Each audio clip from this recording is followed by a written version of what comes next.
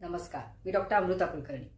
उन्हाळा प्रचंड वाढतोय आणि उन्हाळ्याचा जसा जसा वाढेल उन्हाळा तसं त्याचे त्रास सुद्धा जाणवू लागतात।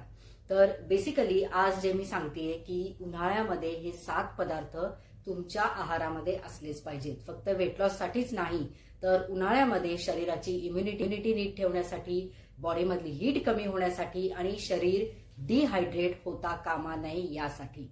बेसिकली आपण जे अन्न खातो उन्हाळ्यामध्ये लवकर अन्नाचं पचन होत नाही, कारण पचनशक्ती खूपच मंद असते आणि म्हणूनच त्यामुळे जेवढं पचायला अन्न वेळ लागतो तेवढी बॉडीमध्ये हीट अजून वाढत जाते आणि अशामध्ये जर तुम्ही जड पदार्थ खाल्लेत, म्हणजे जे पचायला जड असतात किंवा हेवी हाय फॅटी फूड जर खाल्लं तर अजूनच बॉडीमध्ये हीट वाढते आणि त्याचा त्रास शरीराला जाणवतो।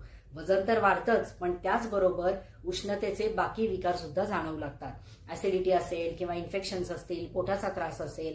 आता हे सगळं टाळण्यासाठी असे पदार्थ उन्हाळ्यामध्ये निवडले पाहिजेत की ज्यामध्ये पाण्याचा अंश जास्ती आहे आणि जे पचायला खूपच हलके आहेत। तर चला सुरुवात करूयात। असे 7 पदार्थ कोणते आहेत ते सांगण्याआधी आणि व्हिडिओला सुरुवात करण्याआधी उन्हाळ्यामध्ये कमीत कमी दिवसभरात 3 लिटर तरी पाणी नक्की प्या।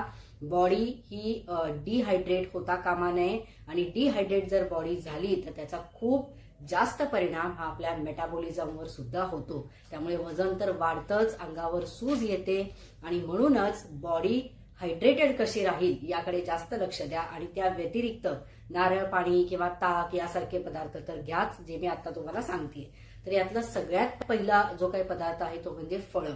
उन्हाळ्यामध्ये फळं भरपूर येतात आणि फळांमध्ये पाण्याचा अंश असलेली फळं, एस्पेशली जी आपण म्हणू शकतो की अननस आहे, संत्री, लिंबू, यानंतर टरबूज, कलिंगड, त्यानंतर केळी, की ज्यामध्ये पाण्याचा अंश सुद्धा जास्ती असतो, ऍसिडिटी कमी करतं आणि फळांमधली जी नॅचरल शुगर आहे तर ती आपली बॉडीचा थकवा घालवायला मदत करते आणि उत्साह म्हणजेच एनर्जी टिकून राहायला फार जास्त मदत होते।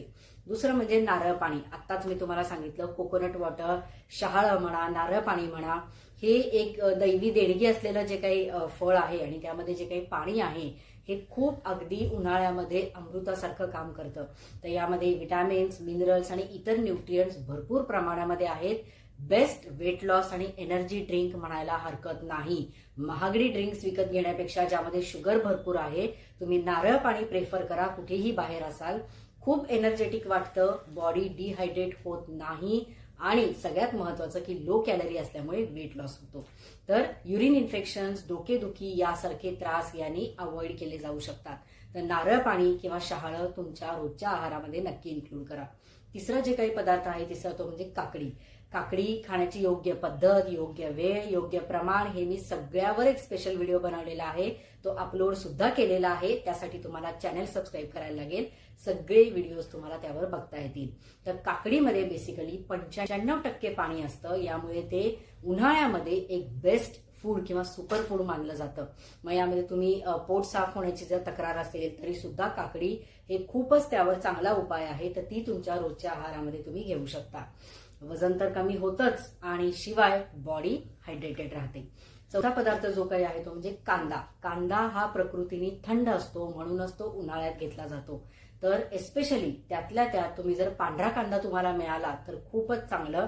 उन्हाळ्यामध्ये युजली हे पांढरे कांदे खातात का, याचं कारणच हे की बॉडीमधली हीट कमी करतं आणि बॉडी थंड ठेवायला मदत करतं।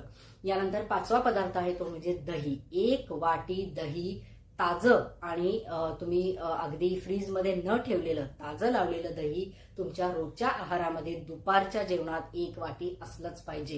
हे इतकं छान प्रोबायोटिक आहे की तुमचे पोटाचे सगळे इन्फेक्शन्स, उन्हाळ्यात जो तुम्हाला पोटाचा त्रास होतो किंवा डायजेशनचा त्रास होतो, हे सगळे पोटाचे इन्फेक्शन्स दूर करतं आणि इम्युनिटी सुद्धा वाढवायला मदत करतं। अजून बेस्ट कॉम्बिनेशन ऑफ प्रोटीन आणि कॅल्शियम, त्यामुळे दही हे तुमच्या आहारामध्ये असलंच पाहिजे। मग तुम्ही वेट लॉस करत असाल किंवा अजून बाकीचं काही तुमचं म्हणजे कोलेस्ट्रॉल असेल किंवा अजून काही तक्रारी असतील, डायबेटीस असेल, थायरॉइड असेल, दही घ्यायला काहीही हरकत नाही। आता यामध्ये अजून एक तुम्हाला स्पेशल टिप देते की तुम्ही दह्यामध्ये म्हणजे दही रायता जो आहे हा प्रकार 1 वाटी उन्हाळ्यामध्ये रोज घ्यायचाच घ्यायचा। पोट पण भरलेलं राहतं आणि यामध्ये सगळंच तुम्हाला एक वेगळं काहीतरी पदार्थ खाल्ल्याचा पण एक फील येतो.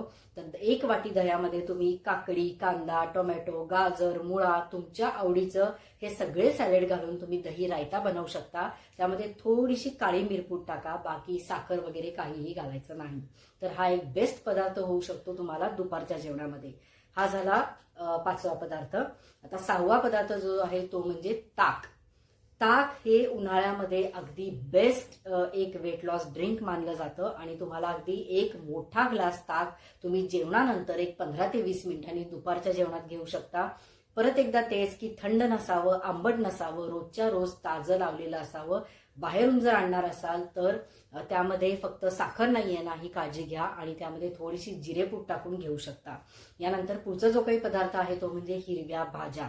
पालेभाज्यांमध्ये पाण्याचं प्रमाण हे भरपूर असतंच, पण आयर्न भरपूर असतं. यानंतर या भाज्या बेसिकली इम्युनिटी वाढवायला सुद्धा मदत करतात. तर पालक, मेथी, पुदिना, कोथिंबीर या भाज्या तुम्ही उन्हाळ्यामध्ये स्पेशली कोथिंबीर, पुदिना भरपूर खाऊ शकता. मी ताकामध्ये सुद्धा आत्ताच तुम्हाला सांगितलं तर ताकामध्ये सुद्धा तुम्ही पुदिना आणि कोथिंबीर भरपूर टाकून घेऊ शकता. हे झाला 7वा पदार्थ. हे सगळे पदार्थ तुमच्या रोजच्या आहारामध्ये उन्हाळ्यात असणं अतिशय महत्वाचं आहे. त्यामुळे उन्हाळ्यातलं तुमचं आता डाएट जे तुम्ही ठरवाल त्यामध्ये हे 6 पदार्थ कसे बसवायचे, काय बसवायचे हे मी आता तुम्हाला सांगितलं, त्याप्रमाणे तुम्ही चालू करा. सगळ्यात महत्वाची टीप, एक जाता जाता स्पेशल टीप देते. खूप लोक विचारतात की उन्हाळ्यामध्ये नॉनव्हेज खायचं की नाही खायचं. म्हणूनच व्हिडिओच्या सुरुवातीलाच सांगितलं की उन्हाळ्यामध्ये पचनशक्ती अतिशय स्लो असते. त्यामुळे कोणताही पदार्थ जो पचायला जड आहे याचं पचन नीट होत नाही आणि उष्णता प्रचंड वाढते. एस्पेशली नॉनव्हेज खाणाऱ्यांमध्ये चिकन आणि मटण हे टाळून तुम्ही फिश खाऊ शकता, कारण चिकन आणि मटणनी उष्णता भरपूर वाढते आणि अर्थात वेट लॉस साठी पण फॅट्स भरपूर जातात. त्यामुळे तुम्ही फिश खाऊ शकता आणि शक्य तेवढं पाणी भरपूर पिण्याचा प्रयत्न करा. मी व्हिडिओच्या सुरुवातीलाच सांगितलं. तर हे तुम्हाला व्हिडिओ कसा वाटला आणि इन्फॉर्मेशन कशी वाटली मला कमेंटमध्ये नक्की सांगा आणि धन्यवाद.